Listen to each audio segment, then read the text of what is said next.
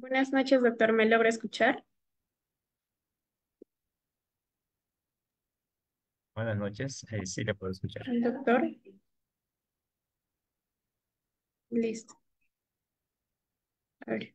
Buenas noches, estimados participantes. Les saluda María Villagra, asesora académica del Centro Internacional de Actualización e Información Profesional. Agradecidos por su participación en el curso de actualización internacional, dosificación de medicamentos y cálculos de goteo, que estará a cargo del doctor Ludwig. Asimismo, para el buen desempeño del ponente, se les recomienda, por favor, mantener la cámara y micrófonos apagados.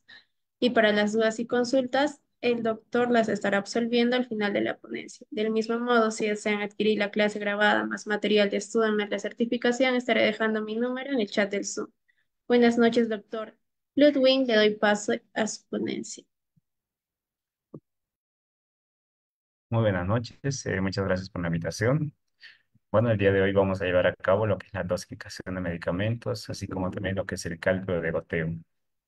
Muchas veces nos encontramos ante situaciones donde nos hacemos la pregunta si es necesario realizar lo que es el cálculo o la dosis en relación a los medicamentos.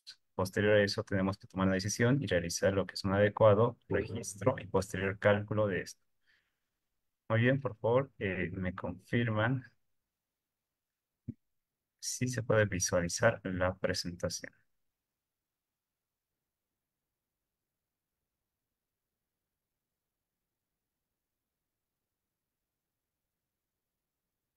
Sí se visualiza, doctor. Muy bien, gracias.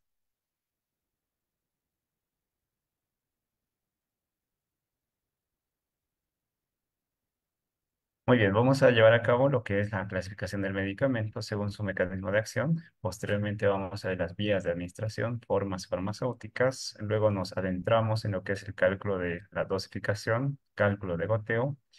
Y también vamos a realizar una serie de ejercicios en situaciones clínicas.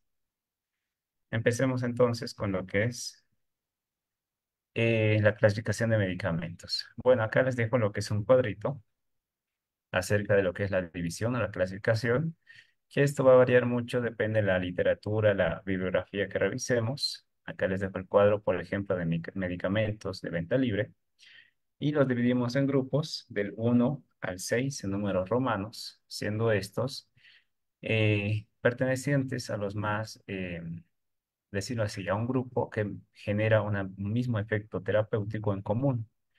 Nos referimos a estupefacientes, psicotrópicos, antibióticos, aquellas que también se dan sin receta en farmacia, o aquellas también que se dan sin receta por comercio regular, ¿no? Y ahí les pongo sus ejemplos. Uno de los más utilizados en la clasificación de los medicamentos, tenemos lo que es la parte de los antibióticos, como podemos mostrar acá en la tabla. Y vamos a encontrar aquellos que son según el mecanismo específico del medicamento. Es decir, tenemos aquellos inhibidores de beta-lactamasas, como ser el ácido clavulánico, el sulbactán, así como también tenemos medicamentos que inhiben la síntesis de proteínas. Ahí tenemos la puromicina, por ejemplo. Y acá les dejo también los medicamentos que inhiben la síntesis de proteína. Hablamos de la 30S. Tenemos ahí las tetraciclinas, gentamicinas, amikacinas. Entonces, en este cuadro podemos apreciar cómo van a actuar distintos medicamentos. En este cuadro estamos hablando específicamente de antibióticos, ¿no? Que van a ejercer su función o su acción en base a lo que es el microorganismo, ya sea bacteria o virus.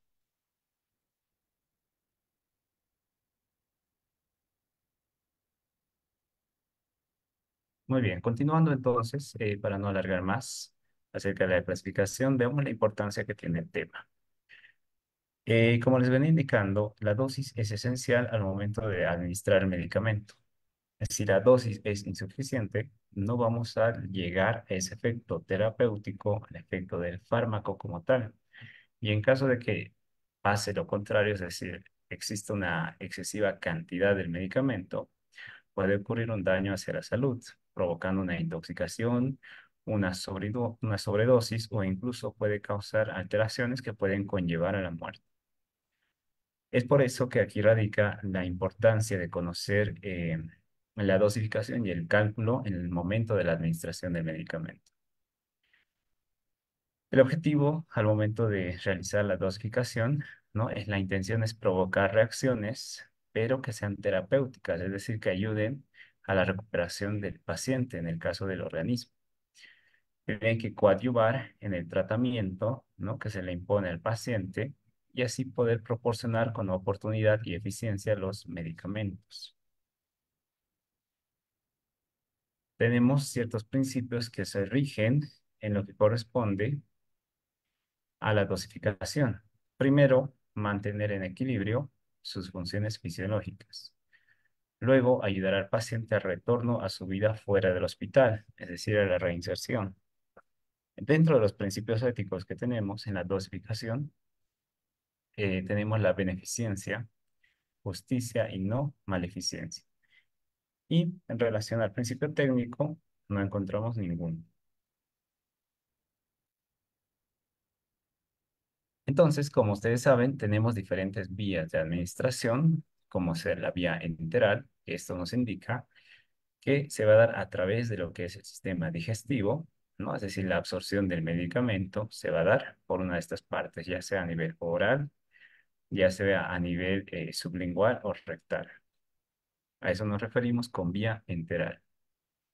Luego tenemos la vía parenteral, donde su indicación, como ustedes pueden ver en la imagen, se da mediante la aplicación, ¿no? Que se realiza lesionando lo que es la piel y es muy útil para pacientes inconscientes, por ejemplo. Además de esto, ayuda a evitar lo que es el primer paso, en este caso, lo que es la interacción con el hígado, ¿no? Y los ácidos estomacales. Dentro de este tipo de administración podemos destacar que es poco dolorosa, conlleva un cierto riesgo, ¿no? Si es que no se hace con la técnica y con el procedimiento correcto. Y muchas veces una de las desventajas que muchos pacientes ven es el costo, ¿no? Pero ya que no es algo que cualquier persona pueda realizar en su casa, sino que se requiere sí o sí una supervisión médica. Dentro de las inyecciones o la vía de administración parenteral tenemos la intravenosa, como su nombre lo indica, aplicamos el medicamento a nivel de la vena. Tenemos lo que es la intramuscular, aplicamos el medicamento a nivel del músculo y la subcutánea, de igual forma, a nivel subcutáneo. Luego tenemos la vía de administración tópica, que prácticamente se usa sobre la piel y las mucosas. Como ustedes pueden ver ahí en la imagen, podemos utilizar la tópica dérmica, es decir, directamente a la piel. Tenemos la tópica nasal, a las mucosas nasales, y también lo que es la oftálmica, ¿no? A nivel de lo que es la esclera del ojo. Dentro de lo que es la dosificación de los fármacos, vamos a encontrar dos sistemas. Estos sistemas nos permiten lo que es la medición, ¿no? En el correspondiente y específicamente para los fármacos. Dentro de estos sistemas encontramos lo que es el apotecario y el sistema métrico decimal. Empecemos entonces a hablar sobre el sistema métrico decimal. Prácticamente es un sistema internacional basado en unidades arbitrarias y no relacionadas. En este caso, vamos a encontrar lo que son centímetros, milímetros, ¿no? Lo que conocemos en el Sistema Internacional de Unidades. Los medicamentos modernos hoy en día ya se preparan bajo este sistema métrico, ya que es un lenguaje universal que utilizan los diferentes laboratorios a nivel también académico, entonces resulta muy sencillo y resulta muy práctico el cálculo y genera una mayor exactitud. Es un sistema que hoy en día, repito, es adoptado por las compañías farmacéuticas, hospitales e instituciones del manejo ya a nivel mundial. En cambio, lo que veníamos indicando, el sistema apotecario, ¿no? Es un sistema muy antiguo, que este sí es basado en unidades arbitrarias y no relacionadas. Nos referimos a granos, onzas. Esto generalmente lo aplica el sistema inglés. Y en el pasado, los fármacos se preparaban de acuerdo a este sistema apotecario, ¿no? Luego ha ido desapareciendo poco a poco porque no se ha visto práctico la utilización de este sistema. Entonces, nos vamos a enfocar en lo que es el sistema decimal, el sistema internacional como tal. Y dentro de las medidas de peso, vamos a encontrar lo que es el gramo, miligramo. El gramo prácticamente es una abreviatura, se lo realiza o se lo escribe con la letra G. Y el miligramo o milígramo se lo escribe con las siglas M y G.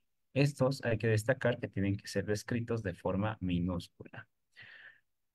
Un gramo prácticamente equivale a 1000 miligramos, ¿no?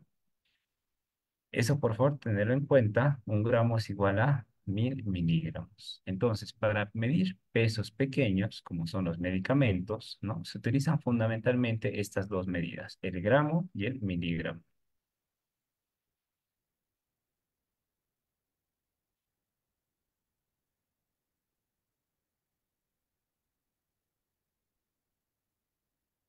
Tenemos aquí un ejemplo de medicamentos, ¿no? Que los miden en lo que son las unidades internacionales. Por ejemplo, ahí tenemos la penicilina, ¿no? Esto es una unidad que establece lo que es el ámbito farmacéutico. Ahí tenemos un ejemplo de 1600 o 1.600.000 unidades internacionales. Ahí tenemos otro ejemplo de la penicilina de 400.000 unidades internacionales. Es otra nomenclatura que nos ha permitido adoptar al ámbito farmacéutico para poder diferenciar y ser más exactos al momento de realizar esta medición. En las medidas de peso, también cabe destacar que para utilizar pesos mayores, utilizamos lo que es el kilogramo. Prácticamente se lo describe con las siglas K mayúscula y G minúscula. Un kilogramo prácticamente va a valer 1000 gramos, ¿no? Es muy distinto a lo que hemos mencionado anterior. Un gramo era 1000 miligramos, pero en este caso, un kilogramo es 1000 gramos, ¿no? Prácticamente es lo mismo. Entonces, para medir pesos mayores, ¿no? Como por ejemplo las personas, que esto es útil al momento de cálculo de la dosis, entonces utilizamos esta nomenclatura. Recordar que las medidas del sistema métrico decimal, lo que es el gramo, miligramo, kilogramo, ¿no? Son las que se usan como referencia en todo el mundo. Hay otra medida que todavía se usa, ¿no? Para expresar lo que es el peso. Van a poder leer especialmente en las literaturas europeas, inglesas, en lo que es la libra. Y la libra prácticamente se lo abrevia con la letra L y B minúscula. Y para hacer una eh, relación con lo que es el sistema métrico internacional, entonces se tiene la siguiente equivalencia. Un kilogramo equivale a 2,2 libras o una libra equivale a 454 gramos. Para pasar de kilogramo a libra, generalmente se multiplica los kilogramos por 2,2. En relación a lo que es en los líquidos, ¿no? De igual forma tenemos lo que es unas unidades y en el ámbito de medicamentos farmacéuticos, por ejemplo, lo que son sueros, jarabes, inyecciones, ¿no? Entonces los líquidos, como sabemos, toma la forma de lo que es el recipiente donde lo colocamos. Entonces las unidades de capacidad de uso internacional vamos a utilizar dos principalmente, el litro y el mililitro. Prácticamente un litro tiene 1000 mililitros. Un litro es igual a 1000 mililitros. Un ml, también esto es importante destacar, que es lo mismo o es igual a un centímetro cúbico. Por ende, un litro va a ser igual a 1000 centímetros cúbicos. En el sistema internacional se escribe con ml. Cabe destacar que la M es minúscula y la L es mayúscula, porque la L va a hacer referencia a lo que es el litro. Entonces se recomienda eh, no seguir usando mucho lo que son las medidas centímetro cúbico, pero cabe destacar que un ml es igual a un centímetro cúbico. Continuando entonces, esto lo aplicamos, por ejemplo, en las jeringas, ¿no? En las jeringas para las inyecciones están marcadas en mls, en mililitros, y tenemos de distintos tamaños. Hay de 1 ml, 5, 10, hasta 20 ml.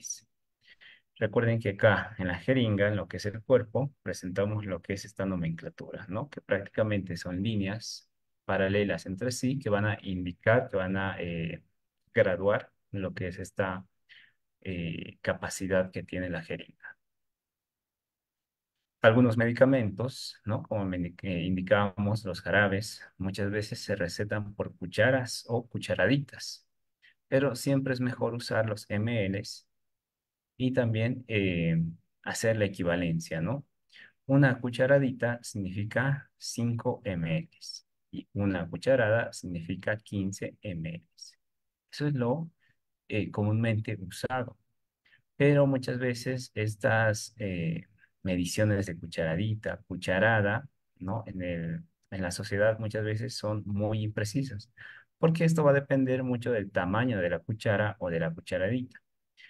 Pero podemos averiguar el contenido de la cucharadita y cuchara que usamos llenándolos con el líquido de una jeringa, ¿no? Y eso vamos a hacer una comparación de 5 ml cucharadita y 15 ml en cucharada.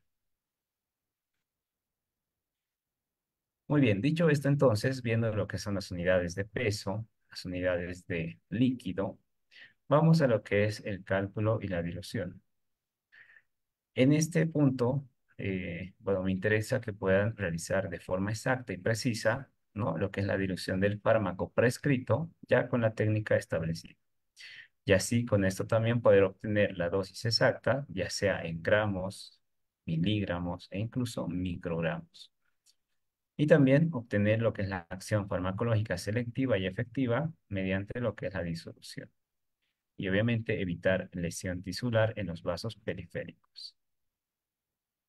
Entonces, ¿a qué llamamos dosis?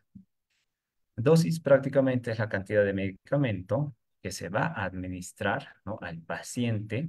A esto se corresponde como dosis.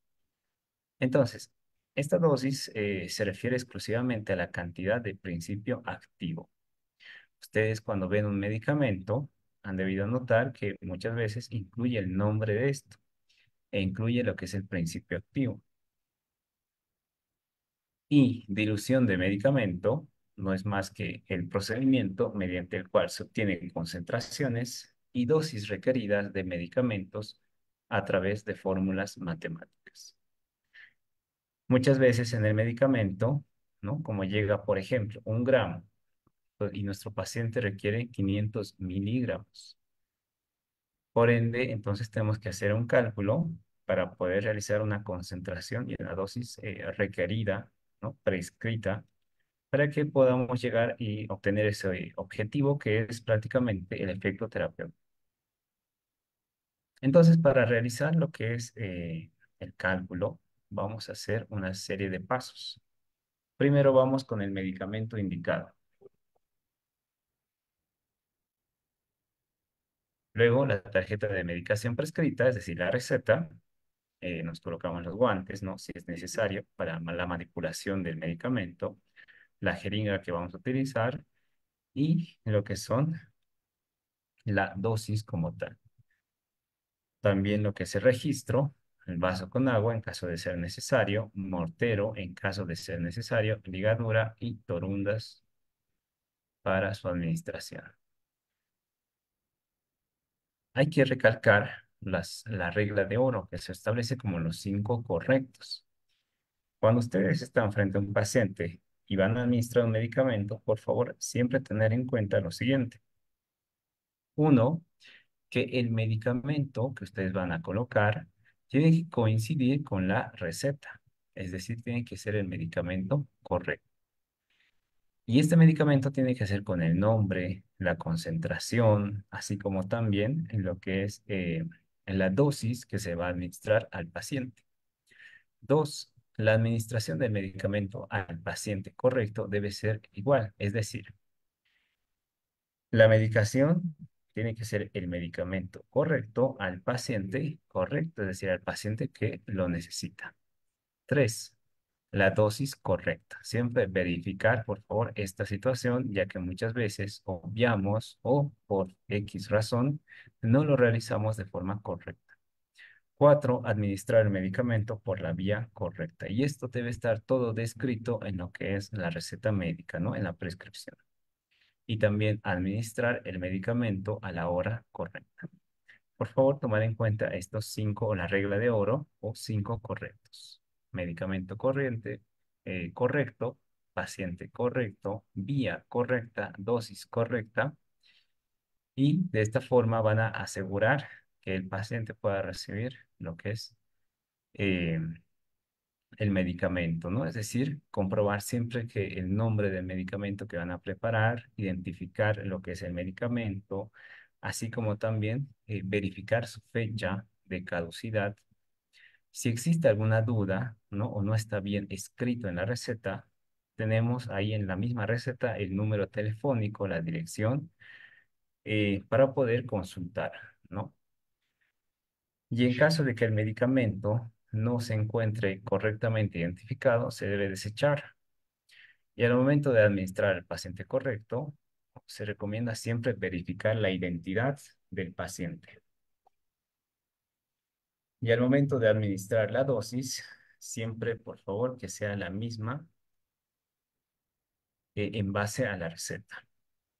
Y al administrar la vía correcta, asegurarse que la vía de administración sea la indicada por la prescripción. Y de igual forma, la hora correcta. En caso de tener alguna duda, alguna consulta, siempre tenemos ahí los números para poder consultar al profesional quien ha prescrito o ha recetado la administración de medicamentos.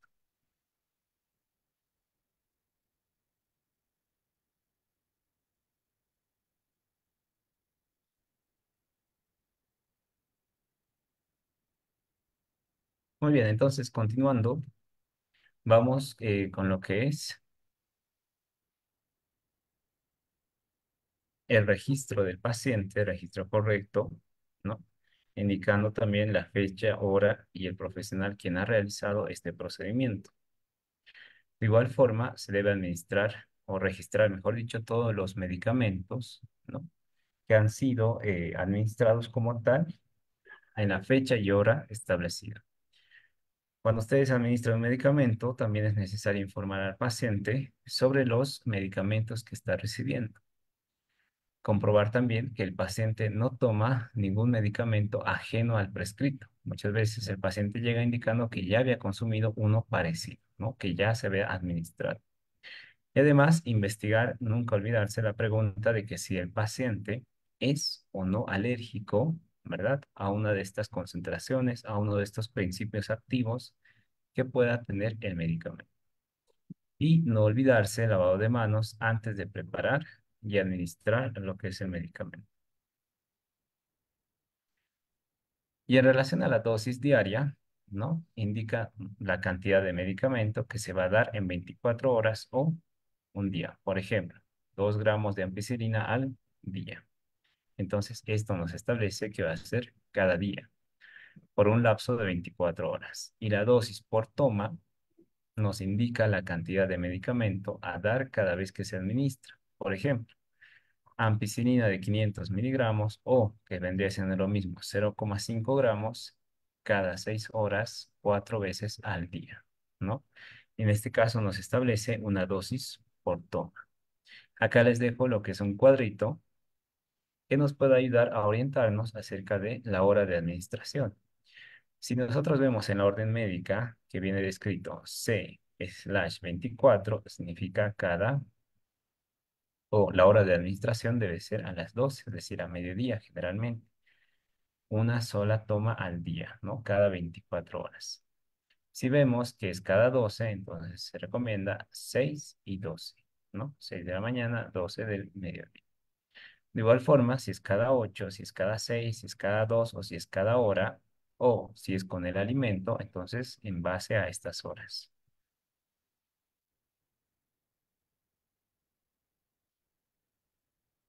En relación a lo que es la dilución de medicamentos, vamos a realizarlo utilizando la regla de 3.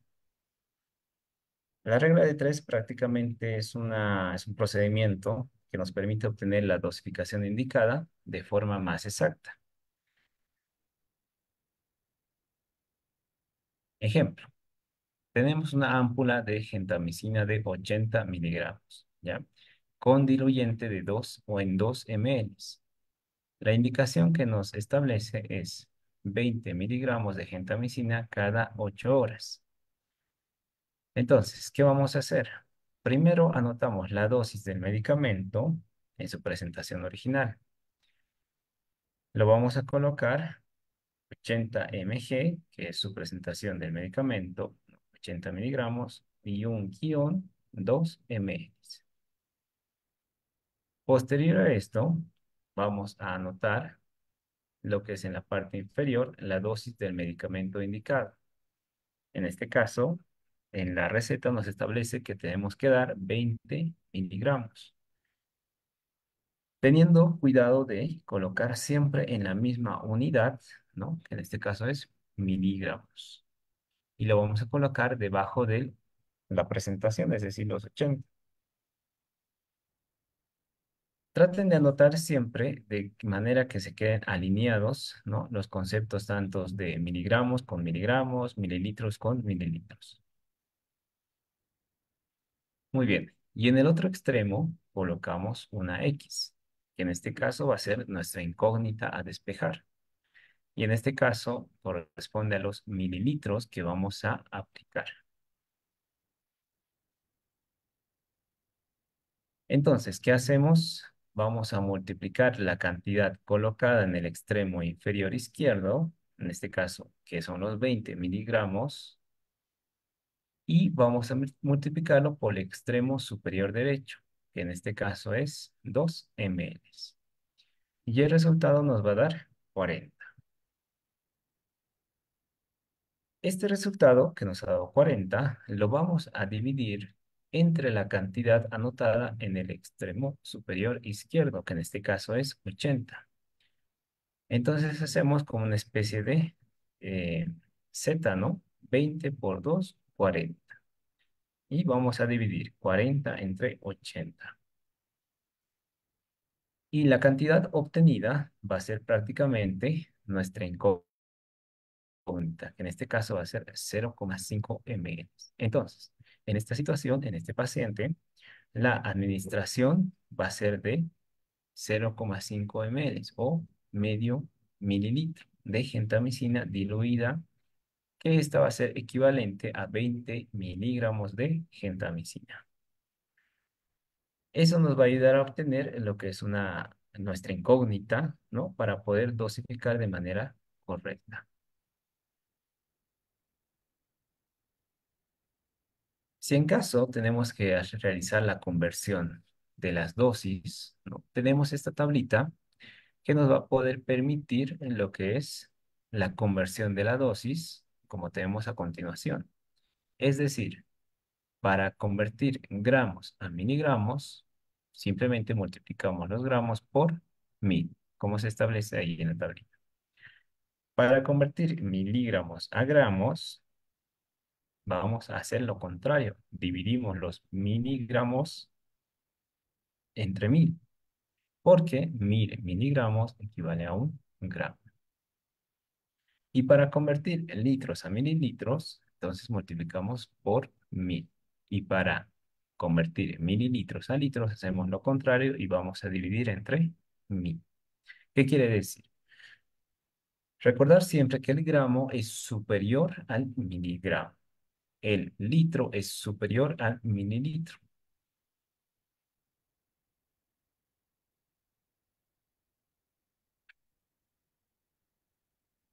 Vamos a dar un ejemplo.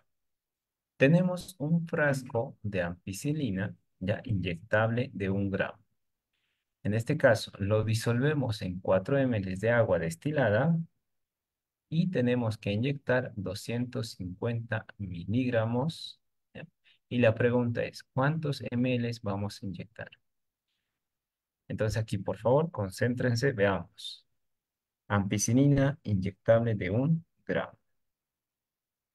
Lo disolvemos en 4 ml y tenemos que inyectar 250 miligramos. Pero la pregunta es, ¿cuántos ml? De igual forma, vamos a dar que doña Juana pesa 154 libras. ¿Cuánto es su peso en kilogramos? Y si Juanito pesa 10,5 kilogramos, ¿cuánto es su peso en libras? Ok, vamos realizando primero este ejercicio.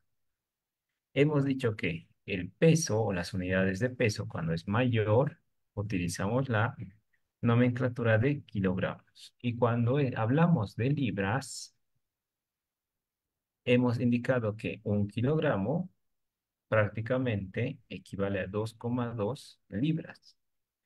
Por ende, ¿cómo vendría siendo la operación? Si tenemos 154 libras, prácticamente lo que hacemos es dividir, ¿no? Entre 2,2 y eso va a ser el resultado en kilogramos. A ver, ¿quién se anima para poder realizar esta operación? ¿Cuántos kilogramos vendría siendo o cuántos kilogramos estaría pesando doña Juana? ¿Me pueden responder en el chat?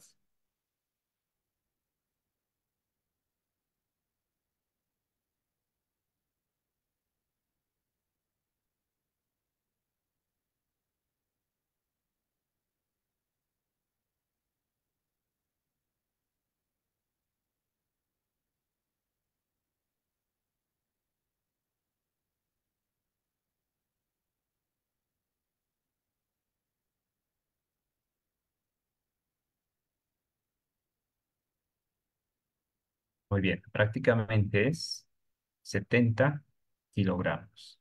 Y en el caso que nos establece el ejercicio siguiente, Juanito pesa 10,5 kilogramos, ¿cuánto sería su peso en libras? Hacemos lo contrario. Multiplicamos 10,5 por 2,2 y su peso en libras prácticamente resulta 23,1 libras. Ahora sí, vayámonos al ejemplo anterior. En esta situación, de igual forma, anotamos, ¿no? 250 miligramos, ¿no? Anotamos primero el 1 gramo, luego 4 ml. Debajo anotamos los 250 miligramos y al lado colocamos la X. En este caso, como pueden notar, hay una diferencia. No tenemos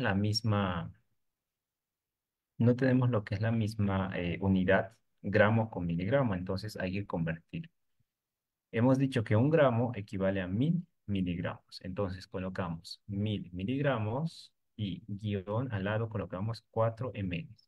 Y debajo de estos 1000 miligramos colocamos los 250 miligramos y al lado colocamos la X. Entonces, de igual forma, lo que vamos a hacer es multiplicar 250 por 4 y vamos a dividirlo sobre 1000. Y esto nos va a encajar, nos va a dar un resultado de 1 ml. ¿Qué quiere decir? Que vamos a inyectar a este paciente 1 ml para dar esa equivalencia de 250 miligramos.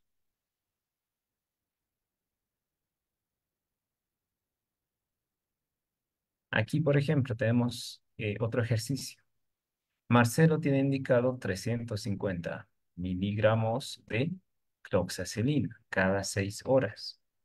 La presentación de este antibiótico viene en frasco ampolla de 500 miligramos como polvo liofilizado. Proceda de la siguiente forma. Diluye el frasco en 5 ml de agua bidestilada y realiza el cálculo de la dosis por regla de 3. Muy bien. Entonces nos establece que Marcelo tiene que recibir 350 miligramos de cloxacilina cada 6 horas. Perfecto. Y la presentación de este antibiótico viene en un frasco de ampolla de 500 miligramos. Entonces, ¿qué tenemos que hacer? Primero vamos a diluir los 500 en 5 ml.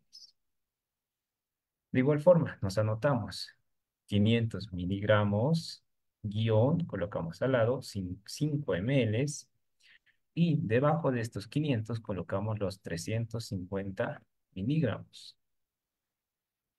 Y al lado colocamos la X. Entonces, multiplicamos 350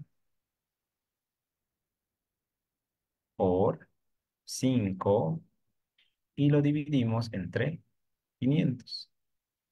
Y tiene que recibir 3,5 ml cada 6 horas para poder recibir los 350 miligramos de cloxacilina.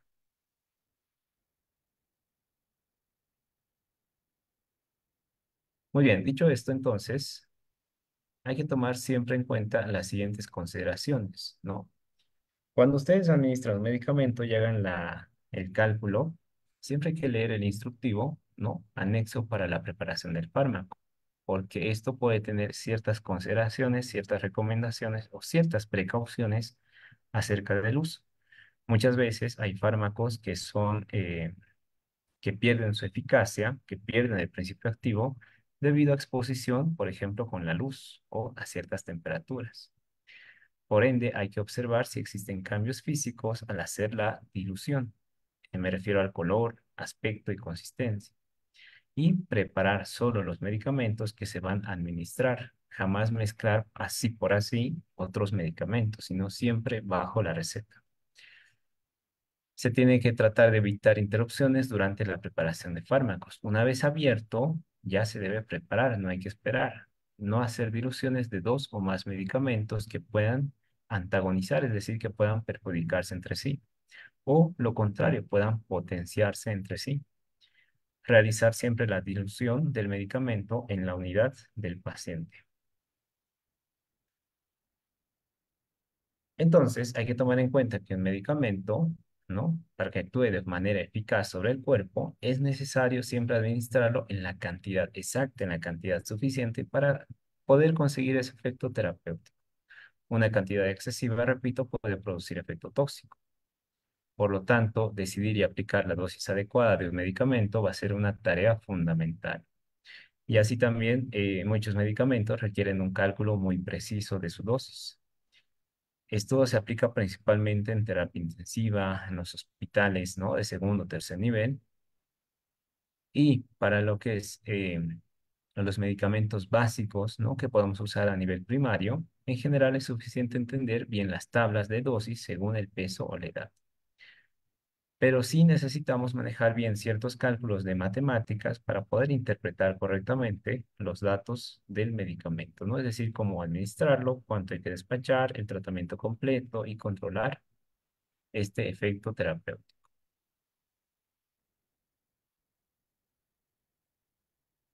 Muy bien, recomendaciones. Una vez decidido, siempre aplicar la ley del oro, ¿no? La regla del oro, los cinco correctos.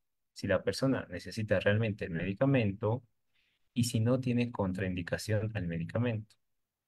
Le recetamos el medicamento, pero necesitamos saber a qué dosis y para eso los datos más importantes son el peso y la edad de la persona.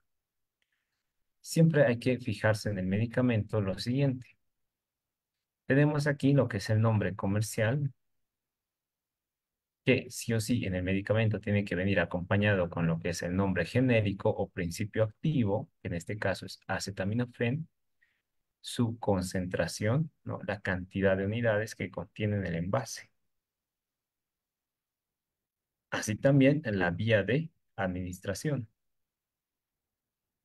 que en este caso nos establece vía oral. La composición y la cantidad por unidad, es decir, que por 5 cc, por cada 5 ml, viene lo que son 100 miligramos de acetaminofén. De igual forma, algo más importante es la fecha de vencimiento, así como también lo que es el número de registro sanitario y lo que es el nombre del laboratorio correspondiente. Siempre va a haber, sí o sí tiene que venir esta información en cualquier medicamento, ¿no? Y junto a esto tiene que venir acompañado lo que es la posología, es decir, las indicaciones acerca del medicamento. Muchas veces en caso de tabletas, ¿no? Nos piden lo que es la fracción. ahí tenemos, por ejemplo, una tableta, media tableta, un cuarto, ¿no? Me refiere a cuatro o tres cuartos de lo que es una tableta. No se olviden la medición de lo que es el peso en gramo y miligramo. No olvidarse que un gramo prácticamente son 1000 miligramos. Esto puede expresarse, por ejemplo, en la aspirina de adultos, ¿no? Que pesa 1000 miligramos y una tableta de aspirina infantil 100 miligramos. Entonces, la nomenclatura va a ser 500 miligramos, 100 miligramos o 0,1 gramo o 0,5 gramos, que prácticamente es su equivalente. Y también hay que recalcar que hay medicamentos que también se pueden medir en unidades internacionales, y esto especialmente viene con lo que es la penicilina. La penicilina, ojo, ¿no? Esto es solamente la penicilina. 1.600.000 unidades equivale a un gramo y 400.000 unidades equivalen a 250 miligramos. Y para pesos mayores utilizamos lo que es el kilogramo y muchas veces la libra, ¿no? En este caso, como hemos mencionado, en el caso de doña Juana, hemos dicho que su peso era 70 kilogramos. Y en el caso de Juanito, 10,5 gramos, ¿no?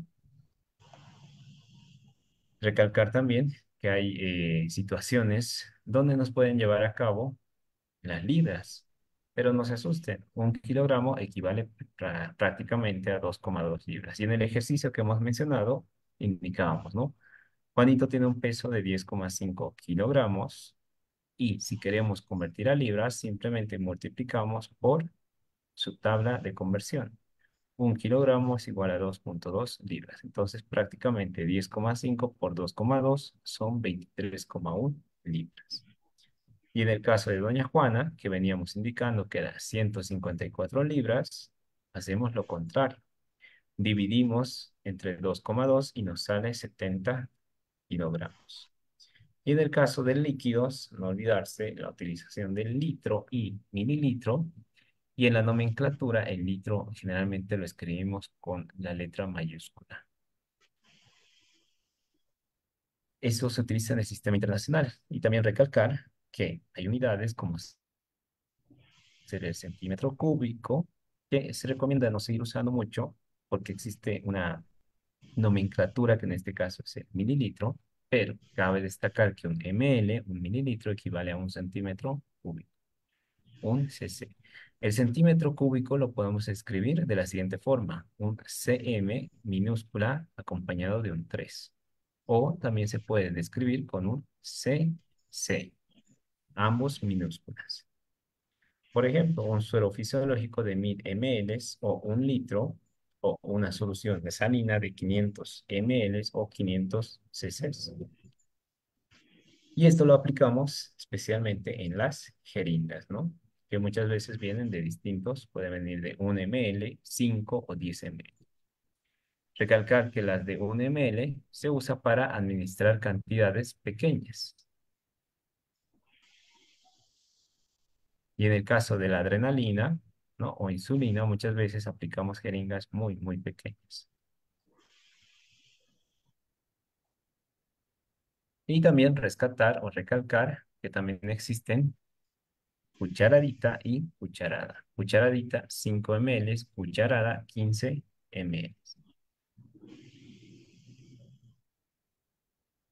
Si nos establecen 3 cucharaditas, prácticamente es una cucharada, ¿no? Tomar en cuenta esa conversión. Decíamos o indicábamos que es muy impreciso. Y en el cálculo de lo que son líquidos más pequeños, ¿no? Líquidos en menor cantidad, ya hablamos de lo que son las gotas. En este caso, las gotas va a depender mucho del agujero de salida del gotero, pero en regla general, un ml es equivalente a 20 gotas. Y una gota es equivalente a 3 microgotas. Es decir, para los sueros se calcula la cantidad de líquido que debe pasar a la vena en un tiempo determinado. Por ejemplo, en la cantidad el ml que pasa en una hora es igual al número de microgotas que pasa en un minuto.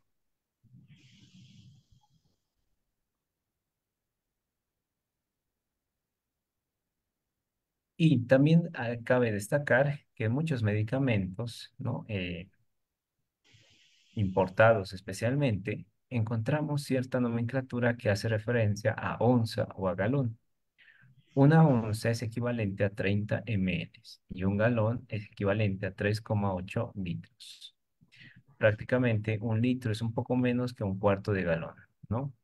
Ese signo que vemos ahí es aproximado. Entonces, esto podemos encontrarlo en jarabes, en tarros, frascos, ¿no? Que puedan tener eh, algún medicamento y esta puede venir en nomenclatura inglesa, ¿no? Onza, galón. Entonces, de igual forma, para hacer lo que es el cálculo, utilizamos la regla de tres, ¿no? Que prácticamente es una operación que nos va a permitir descubrir un dato a partir de tres datos conocidos. Por ejemplo, indicábamos hace un momento, frasco de ampicilina, que hay que inyectar 1 gramo, ¿no? Y lo disolvemos en 4 ml de agua destilada. Entonces, ¿cuántos ml se va a inyectar? En este caso, el 1 gramo tenemos que llevarlo a miligramos, porque tiene que ser la misma unidad, estos 250 con los 1000 miligramos. De igual forma, utilizamos la regla de 3 y nos va a salir, aquí tenemos el ejemplo, ¿no? Anotamos 1000 miligramos y al lado 4 ml. Y por debajo de los 1000, 250 miligramos. Y a su lado, el X. Multiplicamos 250 por 4 y lo vamos a dividir esto en 1000, dándonos un resultado de 1 ml. Otra forma de hacerlo es interrogándonos, ¿no? ¿Cuántos miligramos hay en 1 ml y cuántos ml hay en 250 miligramos? Otra forma de hacerlo igual. Multiplicamos y dividimos. Para calcular lo que es la perfusión y el cálculo de goteo, ¿no? Para calcular el número de gotas que deben pasar en un minuto, se puede utilizar una fórmula fácil de recordar que dice: la cantidad de ml que pasan en una hora es igual a las microgotas que pasan por minuto. Es decir, si queremos pasar a gotas, tenemos que dividir entre 3, porque 3 microgotas son iguales a una gota. No olvidarse. La cantidad de ml que pasan en una hora es igual a las microgotas que pasan en un minuto. Ejemplo, si el doc ordena, ¿no? Que doña Tomasa, por ejemplo, se le pasarán 3 litros de solución mixta en 24 horas, entonces, ¿cuántas gotas le pasarán en un minuto? Entonces, aquí hay que rescatar lo siguiente. 3 litros prácticamente es igual a 3000 ml. Muy bien. Para saber cuántos ml deben pasar en una hora, simplemente dividimos 3 ml, en este caso 3000 ml, por 24 horas. Entonces, 3000 dividido entre 24 sale 125 ml, mililitros en una hora. Entonces, ya con esto sabemos que en una hora tienen que pasar 125 ml. Entonces aplicamos la fórmula. Mililitros que pasan en una hora son iguales a microgotas que pasan en un minuto. Por ende, haciendo esta mnemotecnia, ¿no? Para recordar esta fórmula, si 125 ml en una hora, entonces va a ser igual o lo mismo 125 microgotas en un minuto. Si queremos saber la cantidad de gotas por minuto, lo único que hacemos es dividir el número de microgotas entre 3, porque recuerden que una gota es 3 microgotas. Entonces, dividimos 125 entre 3 y nos sale 42, prácticamente 42 gotas.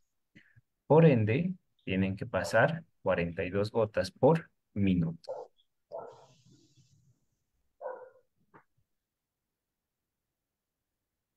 Entonces, no olvidarse de esa fórmula, de esa mnemotecnia para recordar. Mililitros que pasan en una hora son iguales a microgotas que pasan en un minuto. Cuando ustedes les indiquen dar una cantidad de ml o litros en un día, por ejemplo, recordar que el día tiene 24 horas. Perfecto. Entonces divido esa cantidad, esos litros, por ejemplo, 2 litros, que va a ser igual a 2000 ml, lo divido entre 24. Si estos 2000 dividiendo entre 24 me va a dar 83 ml, ¿no?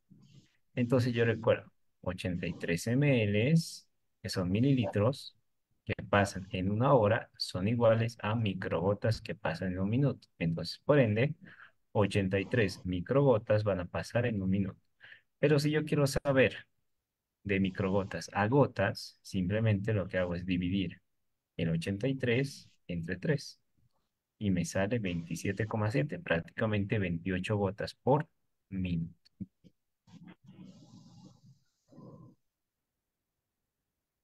Muy bien, dicho esto, entonces concluimos que la seguridad de los pacientes constituye una de las estrategias prioritarias para los sistemas sanitarios de todo el mundo. El hecho de fortalecernos en el conocimiento permite que nuestro paciente tenga una mejor calidad de atención. El hecho de conocer la cantidad de dosificación influye mucho en su estado, en su tratamiento, en su efecto terapéutico, porque nos encargamos de poder dosificar al paciente de forma correcta. Dicho esto, entonces, concluyo con lo que es el tema del día de hoy. Espero haber aclarado ciertas dudas, algunas inquietudes. Si tienen, por favor, pueden realizarlo mediante lo que es la bandeja de mensajes o utilizan el micrófono para poder compartir sus dudas y así poder responderlas.